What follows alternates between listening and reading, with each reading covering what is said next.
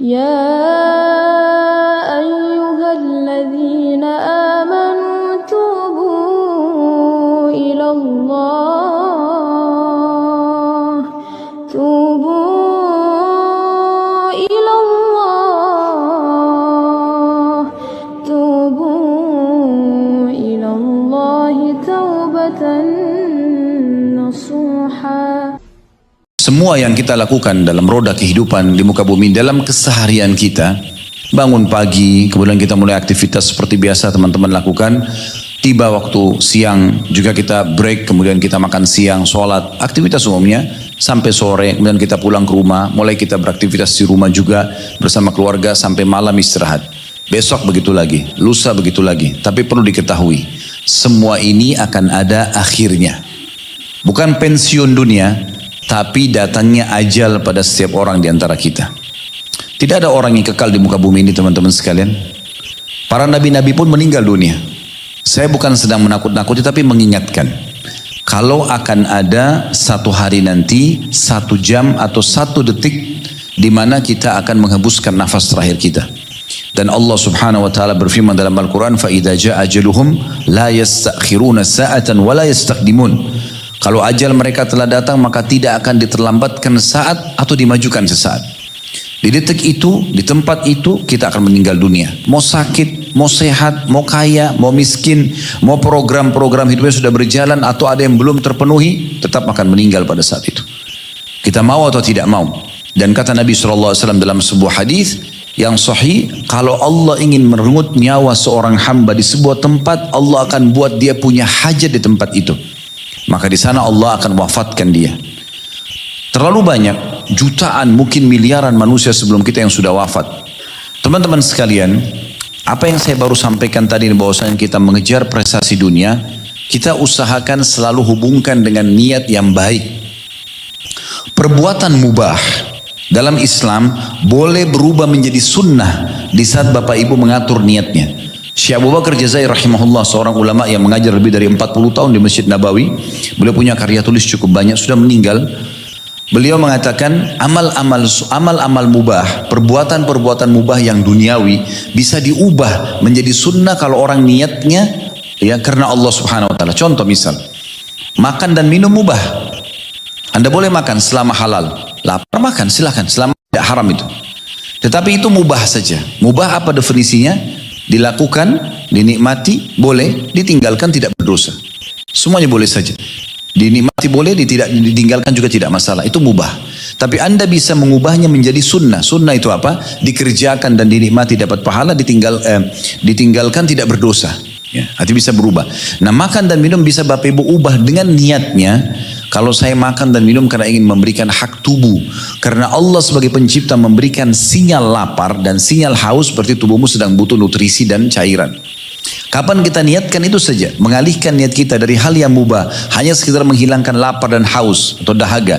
Kepada menjaga dan merawat tubuh yang Allah amanahkan. Maka kita sudah mendapatkan pahala. Saya sering menjadikan prinsip hidup saya juga begini Bapak Ibu sekalian. Dan saya jadikan juga penyampaian di penceramah. Cukup banyak jemaah juga yang merasa itu manfaat kalimat ini. Saya katakan, ayo kita menuju ke akhirat dengan membawa 2 hal dan jangan bawa 2 hal. Bawalah menuju ke akhirat kematian kita, amal saleh dan teman saleh. 2 ini. Selalu sibuk dari zikir, baca Quran, dari Quran dengarin ceramah, dari dengan ceramah berkata yang baik, ilmu pengetahuan, apalah dari manfaat ke manfaat yang lain gitu. Dari amal soleh. Kemudian bawa teman-teman yang baik. Karena teman-teman yang baik ini dalam sebuah riwayat kata Nabi SAW, ada orang nanti dari neraka, Bapak Ibu sekalian akan dikeluarkan dari neraka sampai ahli neraka semua bingung. Ini orang keluar bagaimana? Kok bisa? Dia sudah dibakar di neraka. Kemudian mereka saling bertanya, apakah ada amal solehnya orang ini? Ahli neraka saling ngomong satu sama yang lain. Maka tidak ada yang bisa jawab. Sampai malaikat mengatakan, sungguh dia dikeluarkan karena syafaat atau pemberian sahabatnya atau yang orang kenal dia yang saleh. Maka pada saat itu, ahli neraka semua berharap di dunia dulu mereka punya sahabat yang baik. Yang bisa membawa kita ke surga gitu kan. Dan jangan bawa 2 hal. Jangan bawa dosa dan musuh. Nah ini penting. Jangan dari dosa ke dosa. Kalau kamu berbuat dosa bertobat segera. Kemudian jangan bawa musuh. Dari tiap hari gosipin orang, tiap hari fitnah orang, tiap hari cuma tahu kesalahan orang. Ini nggak boleh. Yang nampak depan mata kita kalau ada kesalahan orang, kita amar ma'ruf nahi mungkar. Tegakkan, perintahkan kebaikan, sampaikan kebaikan dan larang dari kemungkaran dengan cara yang baik. Kalau kita tidak tahu nggak usah dikorek-korek. Karena mencari-cari aib seorang muslim ini jadi masalah juga, ya. Karena kata Nabi SAW, siapa yang mencari-cari aib saudaranya muslim, maka Allah akan juga membongkar aibnya walaupun dari dalam rumahnya. Bukan tugas kita untuk itu. Allah berfirman selanjutnya 102-nya, "Faman thaqulat mawazinu faulaika humul muflihun." Siapa yang pada hari itu berat amal salehnya, ibadah-ibadah yang lebih baik daripada dosanya, maka mereka adalah orang-orang yang beruntung, selamat. Dan ini ditentukan sekarang. Supaya timbangan amal kita nanti berat, di sini ditentukan. Gak bisa nanti di akhirat baru kita mau kerja amal saleh, gak bisa. Udah gak mungkin. Ya. Kemudian ayat 103-nya, "Waman khaffat mawazinu faulaika alladziina khasiru anfusahum fi jahannam khalidun." Dan siapa yang ringan timbangan amal baiknya, dosanya lebih banyak, maka mereka itulah orang-orang yang merugikan diri mereka sendiri. Mereka yang celakakan dirinya dan mereka kekal dalam neraka jahannam. 104-nya Allah gambarkan bagaimana ahli neraka supaya kita hati-hati. Allah subhanahu wa ta'ala tidak akan pernah Bapak Ibu sekalian menurunkan tangan dari langit untuk memberhentikan kita dari kesalahan kita atau untuk menarik kita berbuat amal saleh. Allah berikan kita sebebas-bebasnya. Faman syaa falyu'min wa man syaa falyakfur. Siapa yang mau beriman silakan, yang mau beramal amal silakan, beramal saleh silakan, dan siapa yang mau kafir silakan. Tapi masing-masing bertanggung jawab. Makanya ahli neraka nanti Bapak Ibu sekalian masuk neraka dalam kondisi mengakui keadilan Allah. Memang dia pantas masuk ke situ. Karena dia sendiri yang buat. Allah sudah larang, jangan zina, jangan bohong, jangan ini, jangan itu, jangan. Dia tetap lakukan, dia tidak taubat, ya sudah, kena hukumannya. Kan itu. Allah sudah perintahkan sholatlah, puasalah, zakatlah, hajilah dan seterusnya. Tinggal dia kerjakan dapat pahalanya. Di neraka digambarkan talfahu wujuhahumun naru wa hum fiha kalihun. Nanti muka mereka dibakar api neraka dan mereka dalam neraka itu dalam keadaan cacat. Di sini ada hadis yang menjelaskan yang dimaksud dalam ayat ini kata Nabi SAW adalah saking panasnya neraka sampai bibir atas ahli neraka itu melepuh dan bisa dilipat ke kepalanya. Naudzubillah. Ini hadis sahih menjelaskan itu. Dan bibir bawahnya melepuh sampai bisa ke pusatnya, ke perutnya. Itu namanya cacat. Di sini Allah mengatakan api neraka akan membakar muka mereka karena panasnya, melepuh bibirnya sampai mereka cacat. Setengahnya bisa dilipat ke atas, setengahnya bisa sampai ke perut, tapi tidak mati. Subhanallah, kalau orang ditangkap di pinggir jalan Bapak Ibu sekalian, maling misalnya, mencuri, selama dia masih hidup mungkin ada orang yang masih gebukin, karena orang pikirkan dia masih hidup, masih rasakan sakit. Tapi kapan dia meninggal dunia, udah gak ada lagi orang yang pukul. Kenapa? Karena orang tahu orang mati gak rasa sakit kan. Di neraka itu Bapak Ibu sekalian tidak ada kematian, mati cuma satu kali. Kata Nabi, kata Allah Subhanahu wa taala, la yadzuqunal mauta illa mautatal ula. Sesungguhnya orang yang sudah mati itu tidak akan pernah merasakan mati lagi kecuali satu kali saja. Jadi di neraka itu 24 jam disiksa non-stop. Enggak ada negosiasi, enggak ada sogokan, enggak ada apa-apa. Pokoknya siksa ya siksa. Kemudian Allah berfirman kepada ahli neraka 105-nya, "Alam takun ayati tutla alaikum fakuntum biha tukadzibun?" Bukankah kata Allah, ayat-ayatku telah dibacakan kepadamu semuanya, tapi kamu selalu mendustakannya. Pak, Bu, ingat salat, puasa, zakat, haji dan umrah, bakti orang tua, jenguk orang sakit, kita ingatkan, majelis ilmu, ya, berbagilah gitu kan. Jangan ini, jangan itu, jangan riba, jangan membunuh, jangan gibah, jangan fitnah, jangan ini dan itu. Ya sudah diingatkan, tapi sudahlah, apain nasihatin saya? Allah bilang, kan dulu sudah diingatkan kamu tentang ayat-ayatku, tapi kamu yang tidak mau dengar, ya, kamu mendustakannya. Lalu kemudian ahli neraka menjawab Allah. Perhatikan, Allah sudah buka sekarang. Ini nanti akan terjadi di neraka, wa'udzubillah. Dan kita sebagai seorang muslim tidak ragu dengan firman Allah. Perhatikan 106-nya. Qalu Rabbana ghalabat alaina shiqwatuna wa kunna qauman dhalin. Mereka berkata, ya Tuhan kami telah dikuasai oleh kejahatan kami dan kami adalah orang-orang yang sesat. Baru saat itu mereka ngakuin, iya saya nyesal dulu ya Allah riba, saya nyesal dulu ghibah, saya nyesal dulu fitnah. Ya. Lalu mereka bilang 107-nya, Rabbana akhrijna minha fa in udna fa inna zalimun. Ya Tuhan kami, keluarkan kami dari neraka ini. Untuk apa? Dan kembalikan kami ke dunia.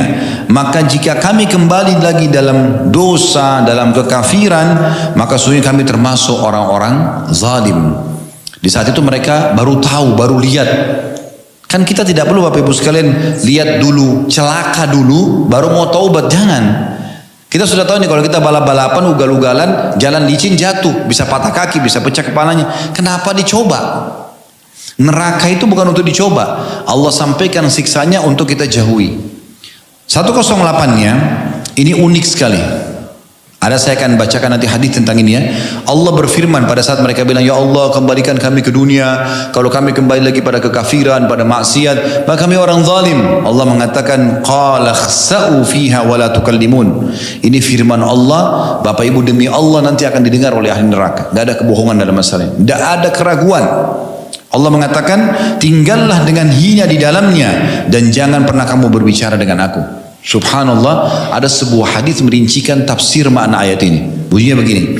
Kata Nabi SAW, nanti ahli neraka, mereka karena kesakitan 24 jam non-stop siksaan terus, maka mereka memanggil para malaikat penjaga neraka. Istilah julukan mereka Zabaniyah. Falyad'u nadiya sanad'u Zabaniyah. Mereka boleh kata Allah di neraka, panggil siapa saja kami akan panggil Zabaniyah. Malaikat-malaikat yang keras, kasar, selalu patuh kepada Allah. Potong-potong, bakar-bakar, gak ada negosiasi. Maka mereka panggil, tolong minta supaya Allah ringankan kami sehari saja. Maka para malaikat tidak berbicara dengan mereka, seingat saya riwayat itu 40 tahun. Gak bicara sama mereka, dibiarkan saja. Setelah itu pun malaikat mengatakan, hina kalian di dalam situ. Tidak ada gunanya negosiasi. Lalu mereka panggil Tuhan mereka, ya Tuhan kami, ya Allah. Allah ini punya sifat apa? Ar-Rahman, Ar-Rahim, Al-Wadud. Semua itu bermakna apa? Kasih, pengasih, penyayang, yang maha lembut, Al-Latif. Sifat-sifat Allah luar biasa gitu. Tapi di situ nanti kalau orang masuk neraka, Allah nggak pakai sifat-sifat ini. Allah akan pakai sifat yang berbeda. Yang Allah juga itu syadidul iqab, berat siksaannya, gitu kan? Allah itu juga kalau murka itu luar biasa. Maka nggak boleh kita masuk ke ranah itu. Maka di saat itu Allah SWT tidak berbicara dengan mereka, kata Nabi SAW, seumur dunia. Seumur dunia ini berapa miliar tahun itu. Allah nggak bicara sama mereka. Setelah itu pun, setelah sekian seumur dunia, maka baru Allah bilang 108 ini. Qala khsa'u fiha wa la tukallimun. Tinggallah dalam neraka dalam keadaan terhina dan jangan pernah bicara sama aku. Setelah seumur dunia, miliaran tahun mereka mohon-mohon, Allah nggak jawab. Setelah dijawab pun dia begitu. Kata Nabi Muhammad SAW pada saat itu mereka putus asa. Karena sudah tidak lagi yang mereka bisa minta pertolongan. Dan saking banyaknya air mata mereka yang keluar, sampai seperti lautan, kalau kapal mau atau bahtera mau diarungkan di atasnya maka bisa jalan di atas air mata mereka. Dan sungguhnya kata Nabi SAW, mereka menangis ganti air mata keluar darah. Tapi sudah tidak ada manfaatnya sama sekali. Ini kenapa semua? Hanya karena riba? Hanya karena tidak mau sholat? Hanya karena durhaka sama orang tua? Untuk apa? Kenapa kita nggak jadi orang yang baik saja? Sementara Islam itu teman-teman sekalian mengajarkan kita untuk menjadi orang yang baik. Anda kalau masuk ke dalam Islam secara kafah, menyeluruh seperti Allah bilang, ya alladzina amanu dkhulu fis silmi kafah wa la tattabi'u khutuwati syaitan. Hai orang beriman, masuk dalam Islam secara kafah, amalkan semua isinya, yang wajib, yang sunnah, amalkan semuanya. Tinggalkan semua larangannya, haram dan makruh tinggalkan saja, gitu kan? Dan jangan pernah ikuti langkah-langkah syaitan yang membuat kalian lalai dari mengerjakan ibadah itu. Orang kalau mengikuti perintah agama ini, Bapak Ibu sekalian, jadi orang baik. Islam kan suruh kita jujur, amanah, tanggung jawab, bakti orang tua, jenguk orang sakit, bantu orang susah, kan baik. Islam larang kita apa? Ghibah, ceritain aibnya orang, fitnah, mukul, mencuri, membunuh, tidak boleh semuanya. Berarti kita kalau masuk ke dalam Islam, jadi orang Islam yang benar jadi baik sebenarnya. Gitu kan? Islam tidak akan pernah tercemarkan dengan buruknya penganutnya yang melanggar perintah agama. Tapi orang yang berpegang teguh pada agama ini akan pasti baik.